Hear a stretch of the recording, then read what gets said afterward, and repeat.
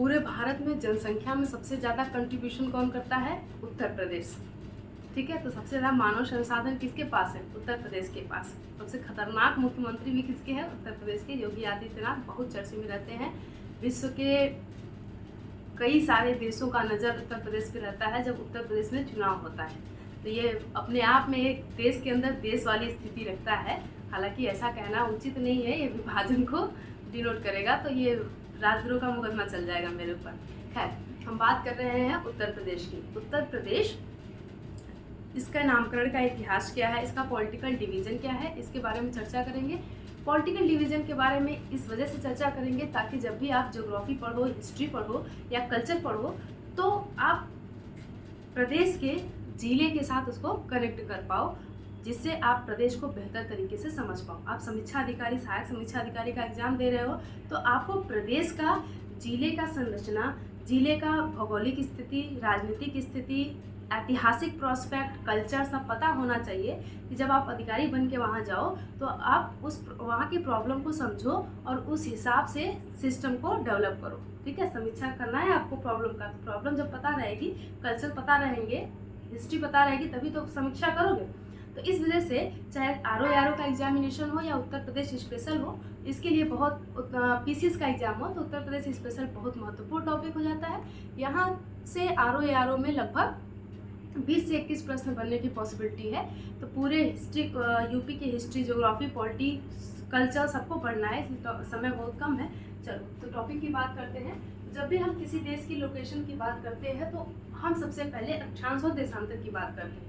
वैसे ही प्रदेश की स्थिति भी जब बात करी जा रही है तो सबसे पहले इसकी लोकेशन की बात होगी। तो लोकेशन समझने के लिए आपको ये समझना होगा कि जब आप भारत की स्थिति की बात करते हो तो भारत का अक्षांशीय विस्तार जो है वो लगभग कितना है? 8 डिग्री 4 मिनट से 37 डिग्री 6 मिनट। और देशांतरी विस्तार कितना है? 68 डिग्री 7 मिनट से 97 डिग्री 25 मिनट। ये तो भारत की बात हो गई।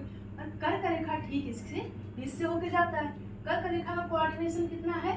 23.5 डिग्री उत्तरी अक्षांश, और हमारा यूपी यहाँ पे है। इसका मतलब कि उत्तर प्रदेश कर्क रेखा के उत्तर में है। सही है। और भारत उत्तर पूर्वी गोलार्ध में है तो उत्तर प्रदेश भी उत्तरी गोलार्ध में होगा, पूर्वी गोलार्ध में होगा, यानी उत्तर पूर्वी गोलार्ध में होगा। ठीक है, चलो अक्षांशीय विस्तार देखते हैं। तो अक्षांश क्षैतिज रेखा होती है, देशांतर ऊर्ध्वाधर रेखा होती है, और पूरे पृथ्वी पर इन अक्षांश और देशांतर रेखाओं का एक ग्रिड बना होता है और विभिन्न देश इन्हीं अक्षांश और देशांतर रेखाओं के बीच में अवस्थित होते हैं, जिससे उनकी सटीक स्थिति का पता चल पाता है। ठीक है, ये हो गया, इसको ग्रिड कहते हैं। अब उत्तर प्रदेश के अक्षांशीय विस्तार की बात करेंगे तो यहाँ से यहाँ तक अक्षांशीय विस्तार है। ये अक्षांशीय कोऑर्डिनेशन है, जब भी होगा तो कर्क रेखा से ज्यादा होगा। कितना है? 23 डिग्री 52 मिनट उत्तरी अक्षांश, उत्तरी अक्षांश, क्योंकि कर्क रेखा भी तो उत्तरी अक्षांश है। 23 डिग्री 52 मिनट उत्तरी अक्षांश से 30 डिग्री 24 मिनट उत्तरी अक्षांश, ये अक्षांशीय विस्तार। देशांतरी विस्तार की बात करेंगे तो 77 डिग्री 05 मिनट पूर्वी देशांतर से 77 डिग्री 05 मिनट पूर्वी देशांतर से यहाँ चलेंगे तो 84 डिग्री 39 मिनट पूर्वी देशांतर। और आपको पता है कि भारतीय मानक समय रेखा 82.5 डिग्री पूर्वी देशांतर है, जो मिर्जापुर से होके जाता है। ये रहा, यहीं से खींचेंगे 82.5 डिग्री पूर्वी देशांतर। कौन सी? 82.5 डिग्री पूर्वी देशांतर, जिसे भारत का मानक समय रेखा कहा जाता है, वो उत्तर प्रदेश से होके जाता है। ठीक, देश के प्रोस्पेक्ट में बताना कि कितने राज्यों से होके जाता है। ठीक, चलो आगे चलते हैं। ये कोऑर्डिनेशन हो गया। दूसरी चीज बात करते हैं कि इस पूरे भूभाग का यदि हम उत्तर से दक्षिण और पूर्व से पश्चिम, उत्तर से दक्षिण और पूर्व से पश्चिम लंबाई की बात करें तो उत्तर से दक्षिण की लंबाई, उत्तर ये हो गया, ये दक्षिण, ये पूर्व, ये पश्चिम। उत्तर से दक्षिण लंबाई जो है वो है 240 किलोमीटर लगभग, और पूर्व से पश्चिम की जो लंबाई है वो है 650 किलोमीटर। ठीक है, उत्तर से दक्षिण कितना हो गया? ये उत्तर से दक्षिण 240 किलोमीटर, पूर्व से पश्चिम 650 किलोमीटर। अब क्षेत्रफल की बात करते हैं। तो क्षेत्रफल है उत्तर प्रदेश का क्षेत्रफल है 2,40,000, यहाँ पे रेस कर देते हैं थोड़ा सा, 2,40,928 किलोमीटर स्क्वायर या वर्ग किलोमीटर भी बोल सकते हो। पूरा प्रदेश का क्षेत्रफल कितना हो गया? 2,40,928 वर्ग किलोमीटर। क्लियर है? तो यही से आप याद रख सकते हो, 240 दिख रहा है तो उत्तर से दक्षिण की लंबाई कितनी है? 240 किलोमीटर। ये रिलेट करने के लिए है।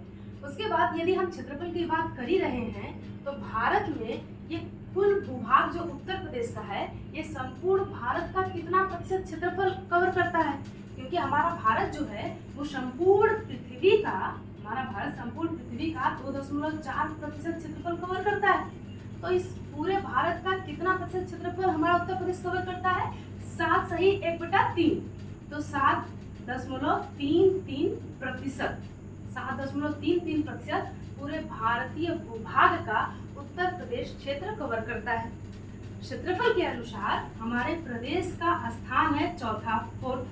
इसके पहले 5वां आता था, आंध्र प्रदेश का विभाजन हो गया तो 4th प्लेस पे आ गया, प्रमोशन हो गया हमारा। 1st प्लेस पे कौन है? राजस्थान। 2nd पे कौन है? मध्य प्रदेश। 3rd पे कौन है? महाराष्ट्र। और 4th पे कौन है? हमारा अपना उत्तर प्रदेश। क्लियर है? ये हो गई किसकी बात? क्षेत्रफल की बात। क्षेत्रफल में सबसे बड़ा जिला वो बाद में बात करेंगे, अभी जब डिस्ट्रिक्ट की बात करेंगे तब। उत्तर प्रदेश में इतने क्षेत्रफल में और जनसंख्या लगभग 20 करोड़, और यदि हम 2011 की जनगणना को छोड़ दें तो लगभग 25 करोड़ जनसंख्या। और इसमें राजनीतिक विभाजन जो जिले में होता है, देश प्रदेश में यानी राज्य में, और राज्य जिले में डिवाइड होता है। तो जिलों की संख्या इसमें कुल कितनी है सबको पता है? 75 है। सही है? जब हम राजनीतिक विभाजन की बात करेंगे तो लोकसभा सीट, राज्यसभा सीट, विधानसभा सीट, विधान परिषद, कौन सबसे बड़ा निर्वाचन क्षेत्र है, सबकी बात करेंगे। अभी इसकी बात नहीं करते। जिलों की संख्या कितनी हो गई? 75 हो गई। ठीक, किसकी बात कर रहे हैं? उत्तर प्रदेश की। जब जिलों की संख्या, आप जो देख रहे हो नाम लिखा है, ये जिलों का नाम लिखा हुआ है। ये कुल 75 जिले हैं। जब हम इस प्रदेश की बात कर रहे हैं तो इसके नाम और इतिहास की भी बात कर लेते हैं। इसके नाम का इतिहास देखो क्या है कि जब 1833 का अधिनियम आया, 1833 का अधिनियम, तो उस अधिनियम के समय क्या था कि हमारा जो उत्तर प्रदेश था, उत्तर प्रदेश के बगल में बिहार है, बिहार के बाद बंगाल है। बंगाल 1905 में बंगाल का विभाजन होगा, और पहले स्टार्टिंग पॉइंट में जब बंगाल बहुत बड़ा क्षेत्र था, ये हमारा उत्तर प्रदेश का भी कुछ इलाका किसके अंतर्गत आता था? बिहार प्रांत किससे सटा हुआ था, और ये बिहार प्रांत किसके तहत था? बंगाल प्रांत के तहत। तो 1933 के अधिनियम के अनुसार हमारे इस प्रदेश को बिहार से पृथक कर दिया गया। तो बिहार इधर पूर्व में हुआ और ये प्रदेश पश्चिम में हुआ। तो इस समय उसका नाम क्या हो गया? उत्तर पश्चिम प्रांत। बिहार से देखोगे और ये पूरा बंगाल का इलाका है, तो बंगाल से किधर पड़ रहा है? ये उत्तर पश्चिम में पड़ रहा है। इस वजह से इसका नाम क्या हो गया? उत्तर पश्चिम प्रांत। कब? 1836 में। सही है? 1836 से लेके 1877 तक, 1836 से लेके 1877 तक इसमें, चूंकि ये एरिया बहुत बड़ा था, तो इसमें 2 और प्रांत हुए। एक हुआ आगरा और दूसरा हुआ अवध। तो इन तीनों का एक ही नाम चला। इस पूरे क्षेत्र में तीन प्रांत चल रहे हैं। कौन कौन से? उत्तर पश्चिम प्रांत, ये जो मैंने डॉट बनाया है, ये उत्तर पश्चिम प्रांत प्लस आगरा प्लस अवध, ये 3 भाग में डिवाइड था 1877 तक। 1877 से 1902 तक यही सिस्टम चल रहा है। 1902 में इसका नाम, जो उत्तर पश्चिम प्रांत था, इसका नाम हो गया संयुक्त क्षेत्र। इसका नाम क्या हो गया? संयुक्त क्षेत्र। और ये आगरा और अवध साथ साथ चलते रहे। फिर 1902 से 1935 का अधिनियम आता है। तो 1935 में प्रांतों का पूरा पुनर्गठन होता है। तो 1935 के अधिनियम के अनुसार 1937 में इसका सबको मिला के आगरा और अवध को भी किसमें इंक्लूड कर दिया गया? संयुक्त प्रांत में। तो अब से इस पूरे क्षेत्र का नाम क्या हो गया? संयुक्त प्रांत। कब? 1937 में। और 1937 में इसी पूरे क्षेत्र को जब संविधान हमारा लागू हुआ 26 जनवरी 1950, तो उसके ठीक पहले जो राजनीतिक स्ट्रक्चर उत्तर प्रदेश का था उसमें थोड़ी परिवर्तन हो गई 24 जनवरी 1950 को, तो 24 जनवरी को इस संयुक्त प्रांत का नाम रख दिया गया उत्तर प्रदेश। ठीक है, तो ये इसका इतिहास है।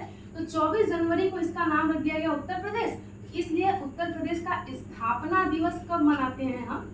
स्थापना दिवस 24 जनवरी को मनाते हैं। तो उत्तर प्रदेश की स्थापना हो गई 24 जनवरी 1950 को। ठीक है, अब इस राज्य का पुनर्गठन आजादी के बाद जब राज्य पुनर्गठन अधिनियम, कौन सा अधिनियम आता है? राज्य पुनर्गठन अधिनियम 1956 फजल अली कमेटी की रिकमेंडेशन पे अधिनियम आता है। तो इस अधिनियम के अनुसार 14 राज्य और 6 केंद्र शासित प्रदेश गठित होते हैं। तो उस समय उत्तर प्रदेश का भी पुनर्गठन किया गया। तो राज्य पुनर्गठन पूछा जाएगा आपका हो जाएगा कब? 1956। राज्य पुनर्गठन 1 नवंबर 1956 को। ठीक है, अब ये उत्तर प्रदेश चला आ रहा है, उत्तर प्रदेश नाम चल रहा है और जो राजनीतिक सीमाएं हैं वो भी चल रही हैं लगातार कंटिन्यूअस।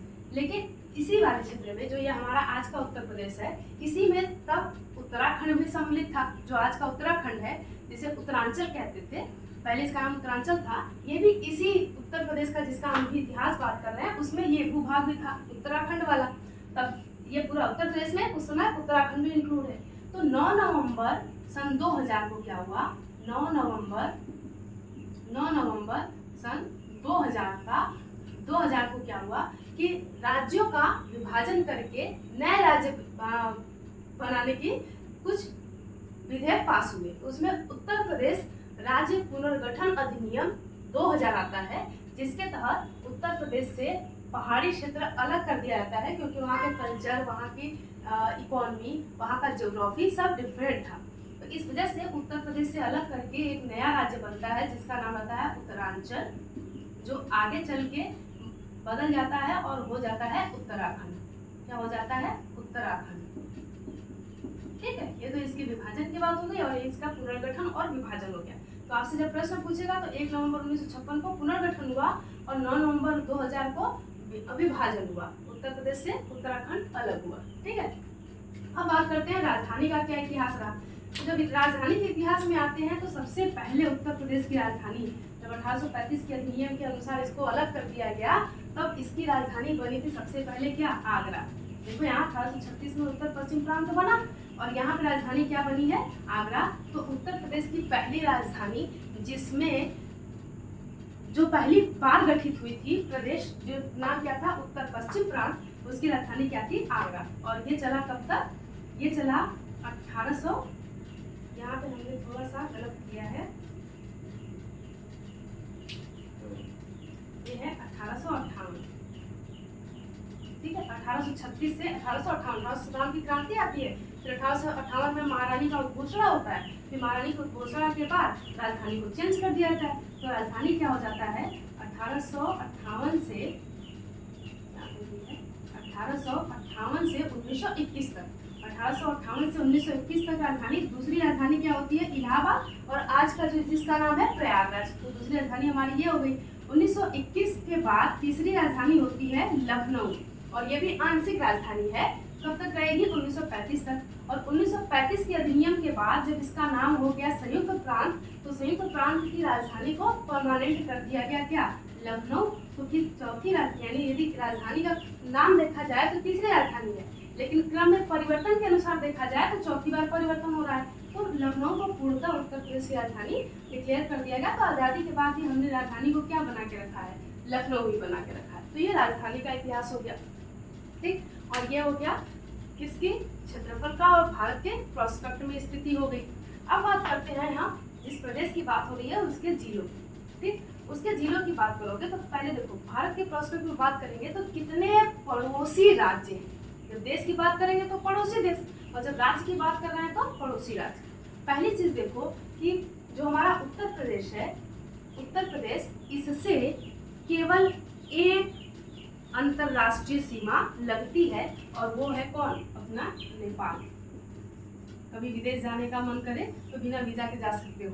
ठीक है, रोटी बेटी का रिलेशन है। तो नेपाल से अंतरराष्ट्रीय सीमा साझा करता है कौन? हमारा प्रदेश उत्तर प्रदेश। तो उत्तर प्रदेश से केवल एक अंतरराष्ट्रीय सीमा साझा होती है नेपाल, और वो भी शांति संबंध। ठीक है, अच्छी स्थिति में है। और टोटल लंबाई सीमा की कितनी है? 579 किलोमीटर। 579 किलोमीटर में कितने जिले अपना सीमा साझा करते हैं? पीलीभीत, लखीमपुर खीरी, बहराइच, श्रावस्ती, बलरामपुर, सिद्धार्थनगर और महाराजगंज। 1 2 3 4 5 6 7 7 जिले हैं जो नेपाल से सीमा साझा करते हैं। ठीक, अब प्रदेश के अंतरराष्ट्रीय सीमा की बात हो गई, अब राष्ट्रीय सीमा की बात करेंगे। तो राष्ट्रीय सीमा जो है वो कितने राज्यों से लगती है? तो राज्य में सबसे पहले चलेंगे, इधर उत्तर में चलेंगे, उत्तर और उत्तर पूर्व में तो उत्तराखंड है, इसको यूके लिख देते हैं, आप समझ जाना। ठीक है, यूके। उत्तराखंड के बाद इधर ये है हिमाचल प्रदेश, हिमाचल ब्लू से लिखते हैं। हिमाचल प्रदेश के बाद इधर आएंगे तो हरियाणा, हरियाणा के बाद ये जो मैंने डॉटेड लाइन में छोटा सा एरिया बनाया है ये है दिल्ली, दिल्ली के बाद आएंगे तो ये जो बीच का इलाका है ये है राजस्थान, और राजस्थान के बाद आएंगे तो यहाँ से लेके यहाँ तक की बाउंड्री आएगी मध्य प्रदेश, मध्य प्रदेश के बाद आएंगे तो यहाँ से लेके यहाँ तक छत्तीसगढ़, छत्तीसगढ़ के बाद आएंगे तो झारखंड, झारखंड के बाद आएंगे तो बिहार, फिर बिहार के बाद आएंगे तो ये पूरी बिहार की बाउंड्री नेपाल से लग जाती है, तो इधर आ जाएगी कौन? नेपाल। ठीक, चलो अब आगे चलते हैं। काउंट करो जरा, कितने राज्य हैं? 1 2 3 4 5 6 7 8 राज्यों की सीमा। कुल कितने राज्यों की सीमा लग रही है? 8 राज्य की। और कितने केंद्र शासित प्रदेश लग रहे हैं? यूटीज की सीमा लग रही है एक, कौन सी? दिल्ली।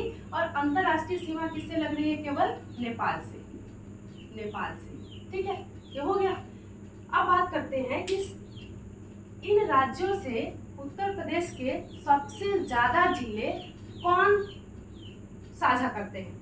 तो सबसे ज्यादा जिले देखो, ये एमपी का इलाका जब आप देखते हो तो एमपी से कुल 11 जिले साझा होते हैं।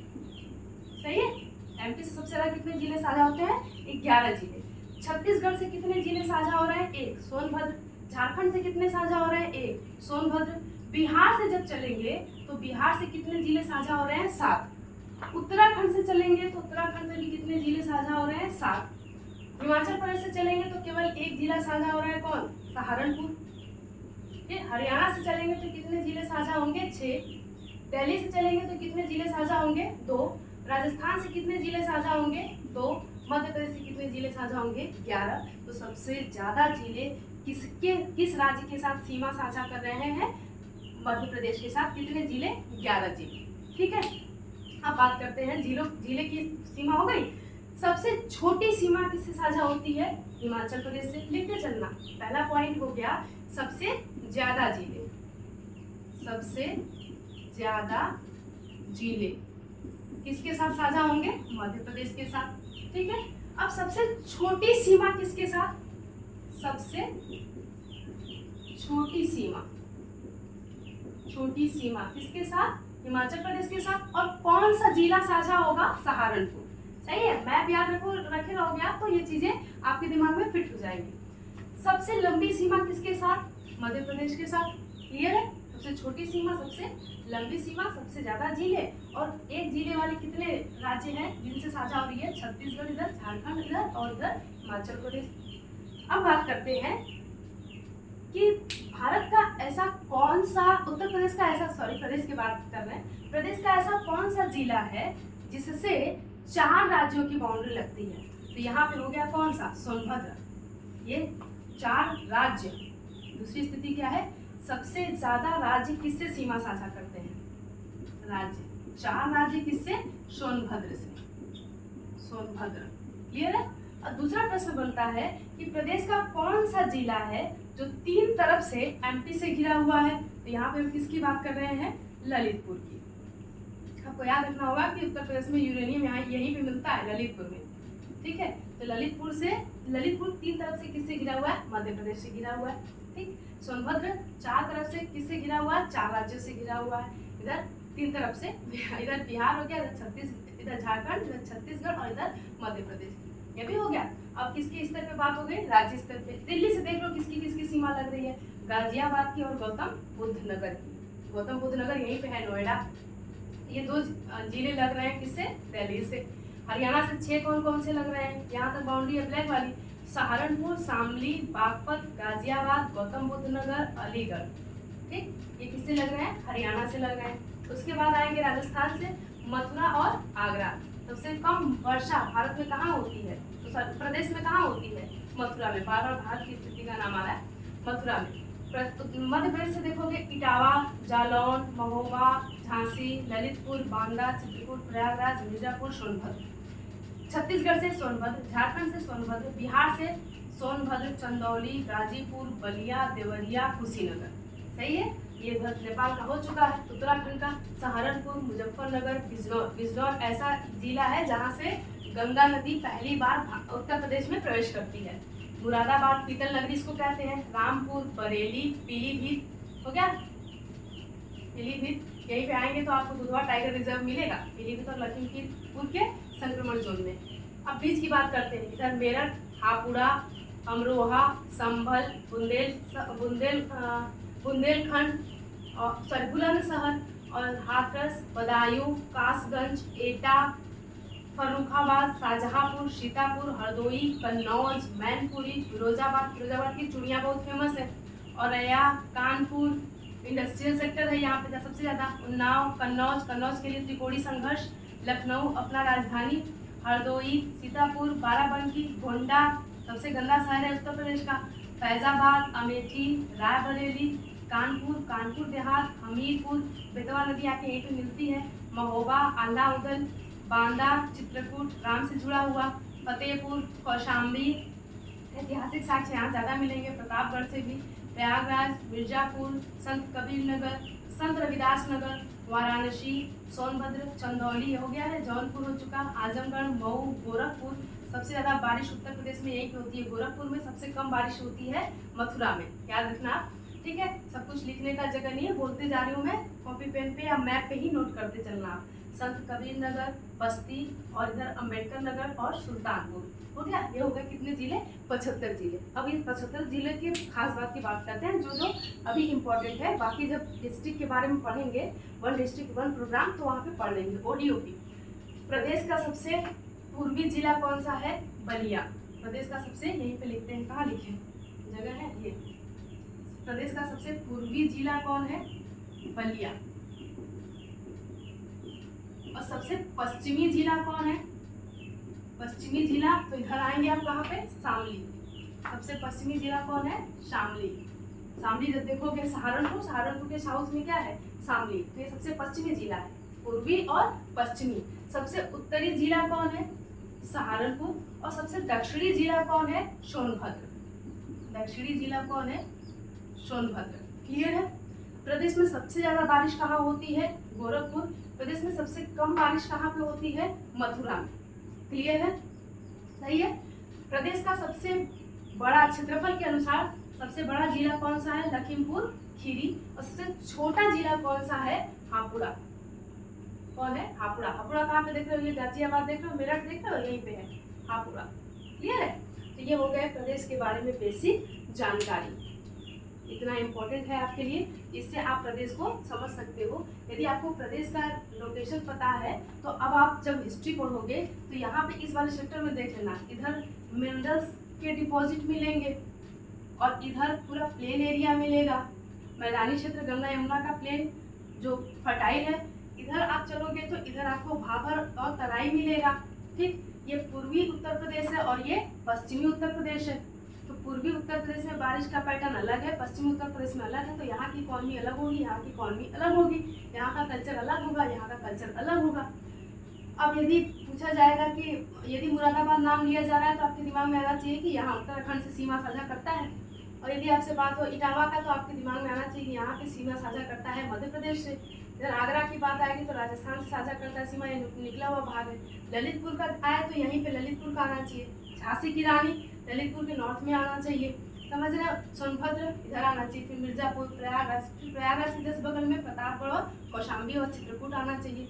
जब जिले का नाम लिया जाए, चाहे इतिहास की बात हो, तो 1857 की क्रांति पढ़ोगे आप तो वहाँ पे आएगा संबल। तो संबल से सुरेंद्र शाही ने विरोध किया था, तो संबल यहाँ पे इमेज आपके दिमाग में आना चाहिए। बात समझ में आई। कन्नौज का त्रिकोणीय संघर्ष पढ़ोगे इतिहास में तो ये आना चाहिए। क्लियर है। लखनऊ का नवाब जब पढ़ोगे, जब अवध के नवाब पढ़ोगे तो जिसमें राजधानी लखनऊ रहती है, ये दिमाग में आना चाहिए। ठीक।